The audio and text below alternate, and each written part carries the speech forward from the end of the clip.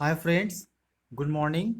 आप सभी लोगों का मोस्ट वेलकम है। आज समझेंगे दो टॉपिक के बारे में। एक है आपका पोस्ट स्ट्रक्चरलिज्म और सेकंड नंबर है क्लासिसिज्म। इसके बारे में समझेंगे। ये आपके इंग्लिश ऑनर्स के लिए बहुत ज़्यादा अति महत्वपूर्ण क्वेश्चन है, जो कि आपको ग्रेजुएशन और एमए पूछे जाते हैं। और कहीं पे आपके अगर इंट्री को स्कूल में करना है, खासकर लेना आपको इंग्लिश है, तो इस सब से क्या है कि आपको क्वेश्चन पूछे जाते हैं।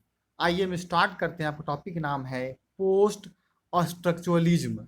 यहाँ पे क्या होता है कि पोस्ट मतलब होता है बहुत पहले, स्ट्रक्चर मतलब क्या होता है। देखिए, इसका मतलब ये होता है आपका संरचनात्मक समाज शास्त्र बोलते हैं इसको हिंदी में, स्ट्रक्चरलिज्म को।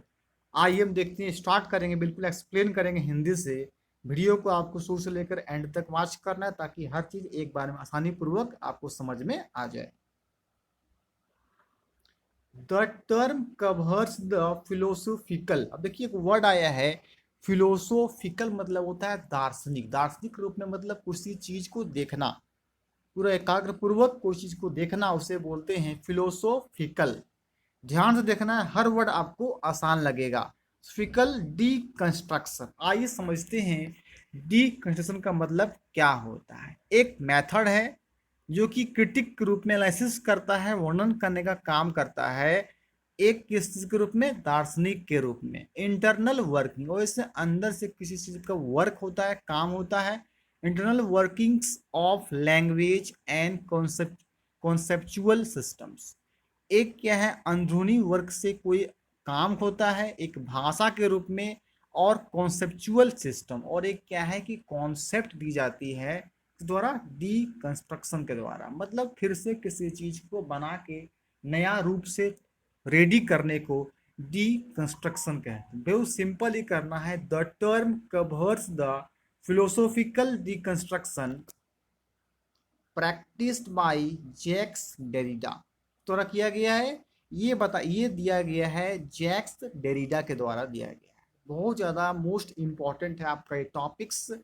ये जितने भी हैं आपके क्रिटिक्स हैं, वो फर्स्ट क्रिटिक का नाम पढ़ा रहे हैं आपको हम, पोस्ट स्ट्रक्चरलिज्म। तो दिया गया है जैक्स डेरिडा के द्वारा। एंड हीज फॉलोवर, और इसके कुछ फॉलोवर भी लोग हैं, जो मतलब क्या है, इस बात को मानने का काम करते हैं, उसे फॉलोवर कहा जाता है। आइए कुछ और भी समझते हैं इसके बारे में।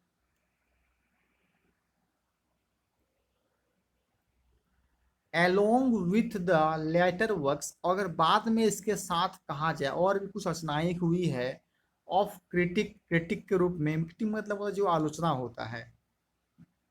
देखिए, उनका एक नेम है रोलांड बार्थस। क्या नाम है? क्रिटिक का नेम देखिए है, बहुत सारे वर्क रचनाएं हुए हैं। एक नेम है रोलांड बार्थस।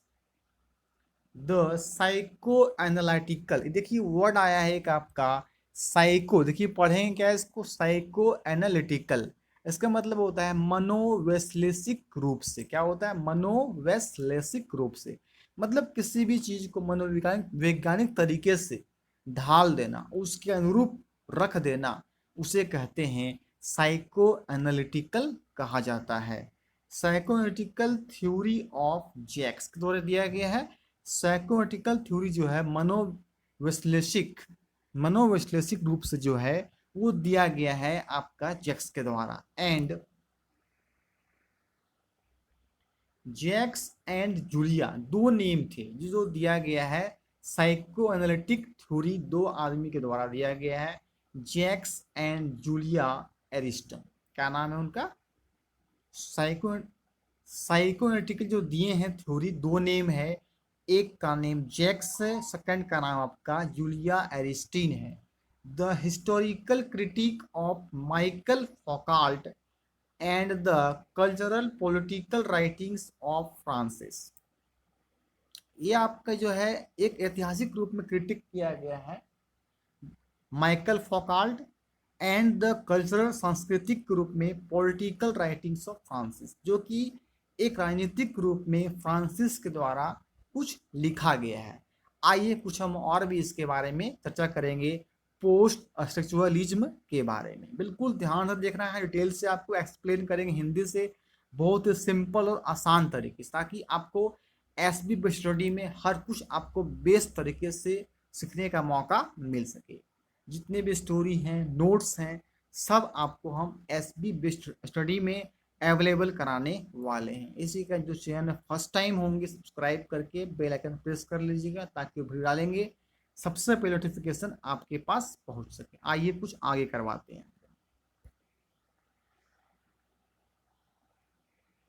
नेक्स्ट देखिए आपका है the post स्ट्रक्चुरलिस्ट।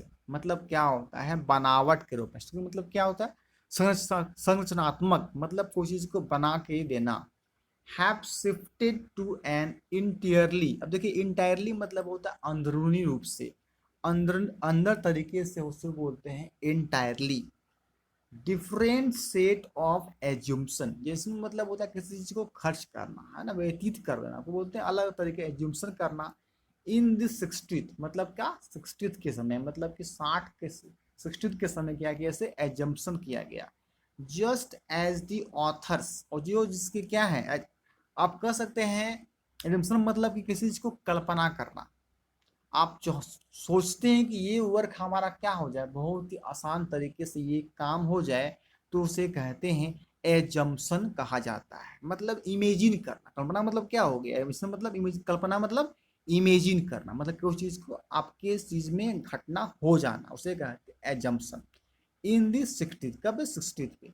Just as the author's life, जो ऑथर के लाइफ होते हैं, जिंदगी लेखक का, has to be taken into account to make sense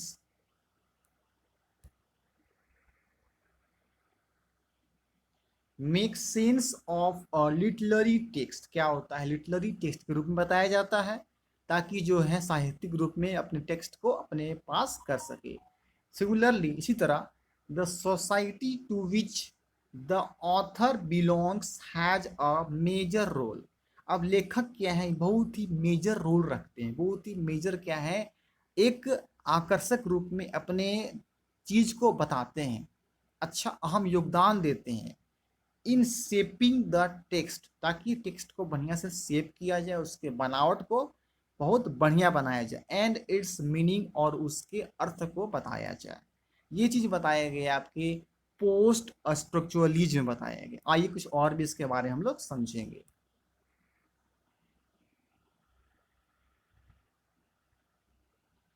next देखिए आपका है this relationship between the society and the literary text.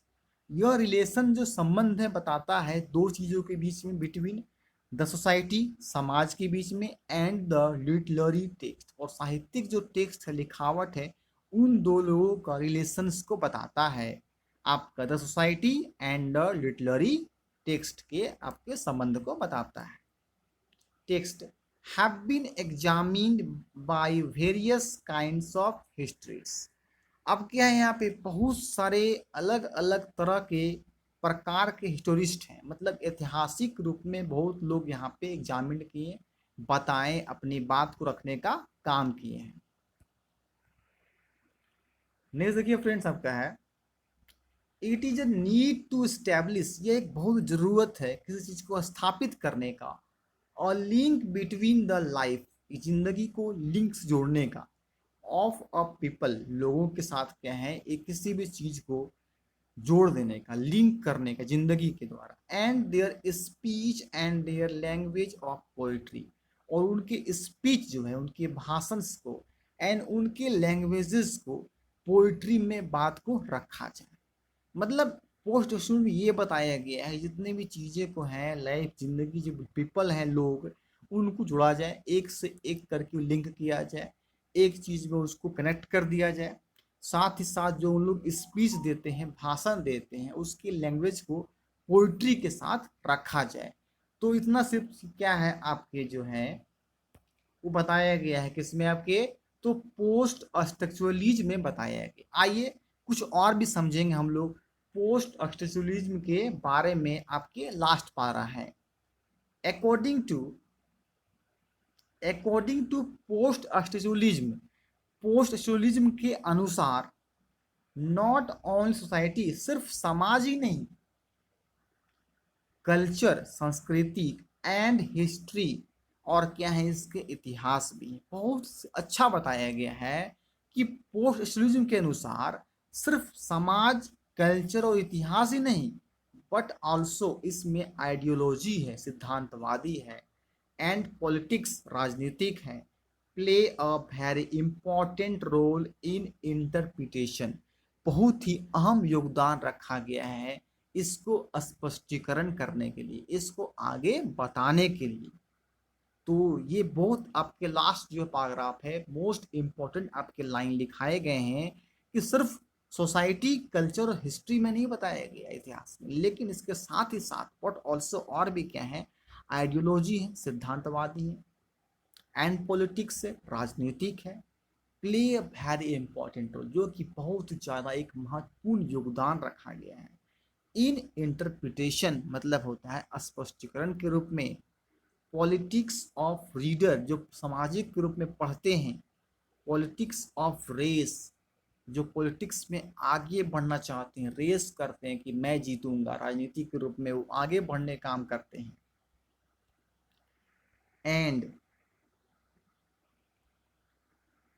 And authenticity, मतलब होता है प्रमाणिक के रूप में, मतलब तो रियली ये दिया जाए, प्रमाण किया जाए, इसमें हम आगे कर सकते हैं, उसे बोलते हैं ऑथेंटिसिटी। इफ वी एग्जामिन, आप इसमें जांचेंगे क्या चीज हम लोग, द इंट्रिकेट रिलेशनशिप, एक वर्ड आया देखिए आपका इंट्रिकेट, मतलब होता है आपका डिफिकल्ट, मिस कर सकते हैं जटिल यानी कठिन, the intricate relationship between the text and the context, दो चीजों के बीच में जो है रिलेशनशिप, संबंध बताएगा आपका द टेक्स्ट एंड कॉन्टेक्स्ट के बीच में, दैट प्रोड्यूस्ड इज, जो इसमें उत्पन्न होता है, बनता है, relationship to culture, society and politics, relationship जो है इसमें सांस्कृतिक, समाज के रूप में, एंड पॉलिटिक्स और राजनीतिक के रूप में बताने का काम करता है।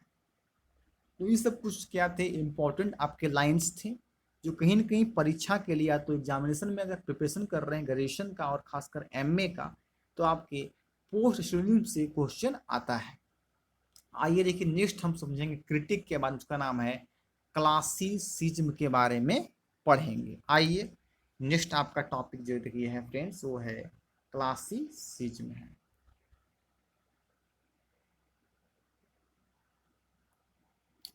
नेक्स्ट देखिए टॉपिक आपका है वो है देखिए classicism.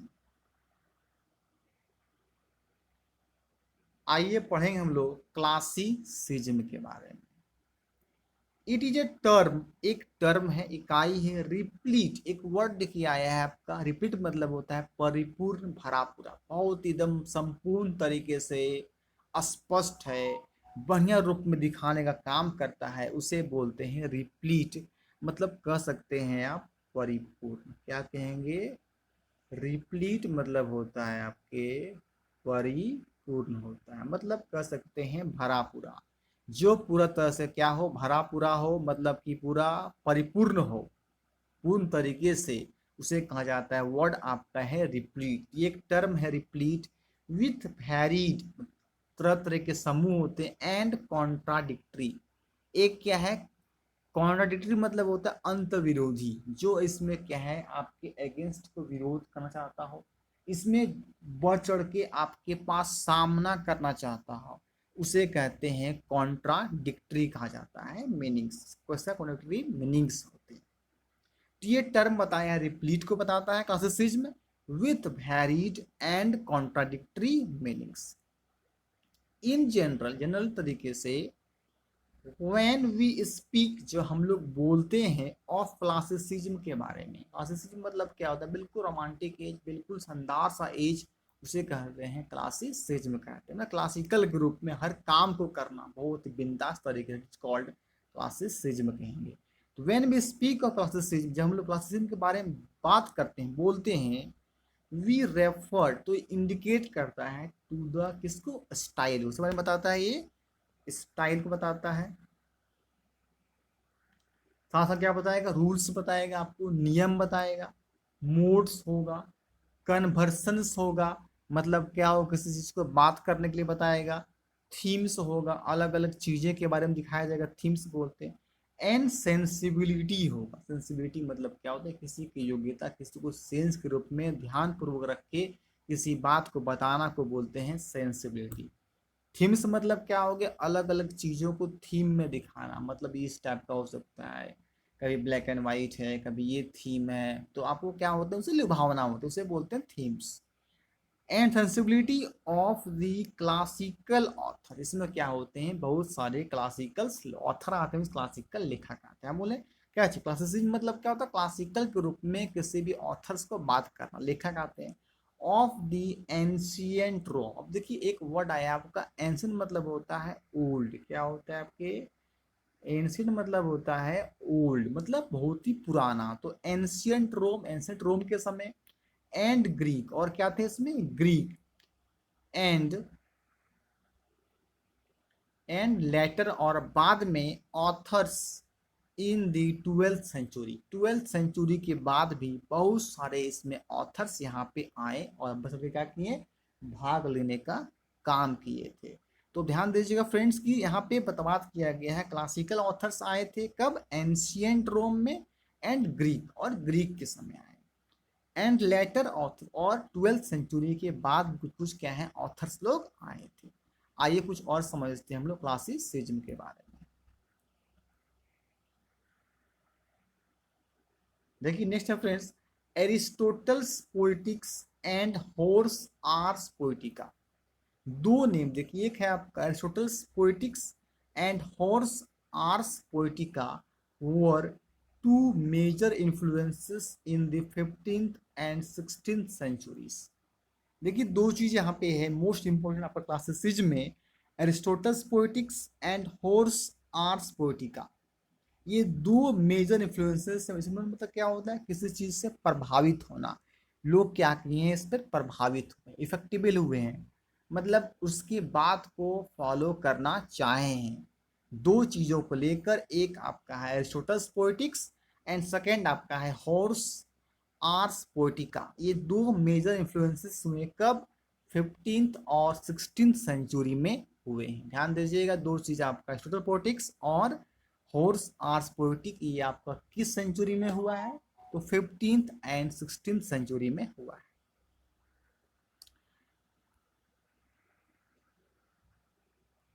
Aristo Aristotle's influences was very great in drama.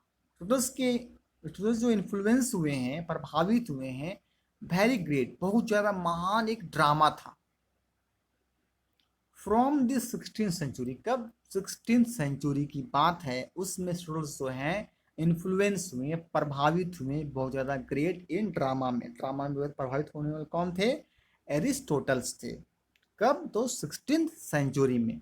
To the end of the 18th century, कब तक हुआ ये, 16th सेंचुरी से लेकर लास्ट के 18th सेंचुरी में, मतलब एंड ऑफ मतलब कि अंततः जब 18th सेंचुरी लास्ट था, उस समय की बात चल रही है।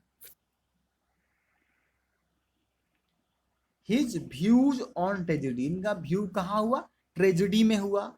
And epic were regarded almost as gospel, gospel का देखिए एक नेम है, इनका व्यू जो है ट्रेजेडी में हुआ, एक बहुत ही दुखद में। एंड इपिक, इपिक मतलब देखिए होता है महाकाव्य।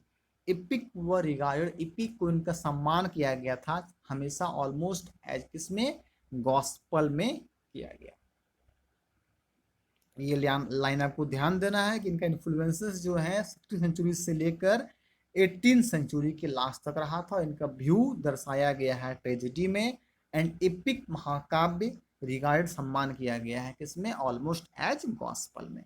आइए कुछ और समझेंगे हम लोग क्लासिसिज्म के बारे में।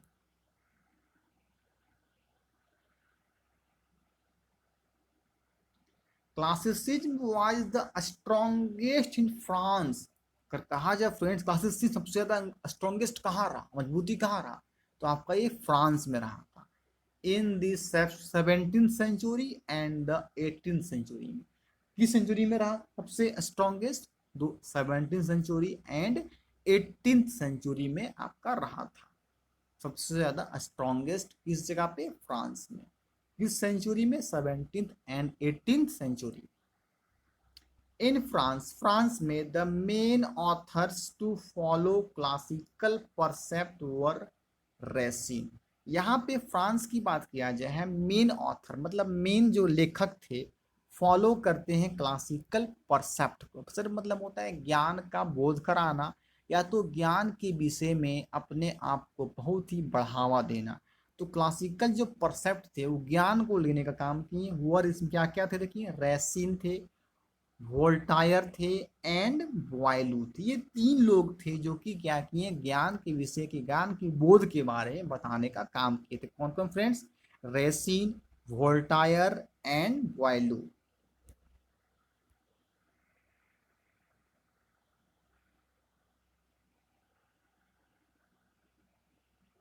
It was also very strong in England. ये कहाँ पे सबसे मजबूत कहाँ मिला इसको? तो इंग्लैंड में रहा। ऑल्सो और भी मजबूत कहाँ है? इंग्लैंड में। इन दी 18th सेंचुरी।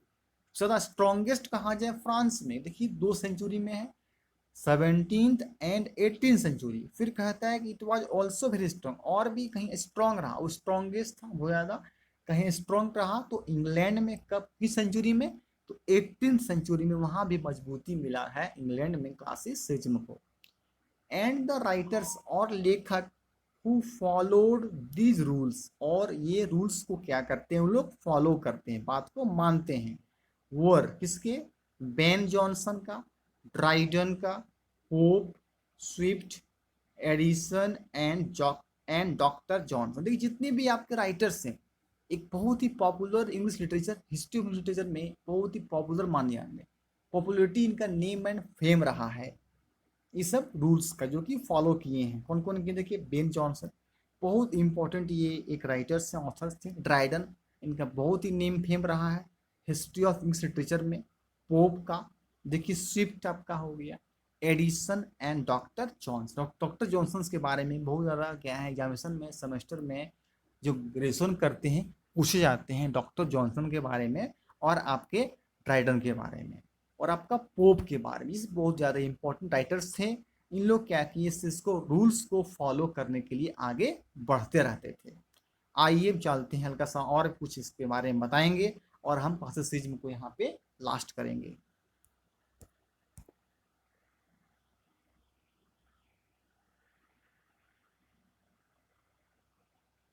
देखिए फ्रेंड्स, दे मतलब वही सब आपका ड्राइडन, पोप, डॉक्टर जॉनसन, ये सब क्या है? They were popularly known as new classical. ये सभी लोग जाने जाते हैं न्यू क्लासिकल के रूप में जाने जाते हैं। न्यू क्लासिकल मतलब क्या? बहुत सारे न्यू न्यू राइटर्स आए, ऑथर्स आए, नया नया चीज को क्रिटिक किए, उसके बारे में बताएं वो ऐसा है, उसके बारे में क्रिटिसाइज किया गया, आलोचना किया गया। तो नया नया इसी को, इन्हीं लोगों को क्या कहा जाता है? Popularly known as. तो क्या जान गए? ये प्रसिद्ध हो गए, तो न्यू क्लासिकल हो गए।